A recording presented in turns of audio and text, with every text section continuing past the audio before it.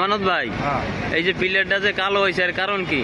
ভাই, আমি তো 17-18 বছর ধরে ডালার কাজ করি, কিন্তু এইভাবে যে কালো আমি কোনোদিন দেখি নাই এইভাবে। তেলের কারণ কি, মানে কি সমস্যা হয়েছে? এটা আমি কিছু বলতে পারতেছি না, কি জন্য যে কালো হয়েছে।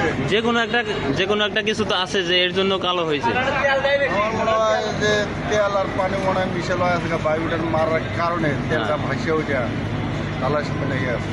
ভাইব্রেটার মারার কারণে তেলটা বাইসে উঠছে, তারপরে শাটারের পাশে এসে লাগছে, পিলার কালো হয়ে গেছে।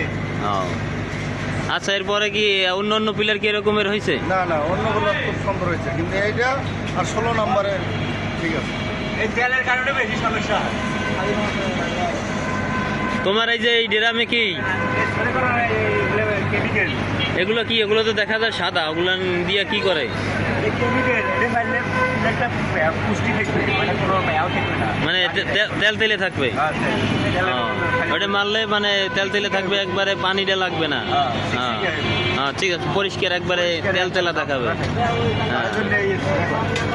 আচ্ছা আচ্ছা, ঠিক আছে।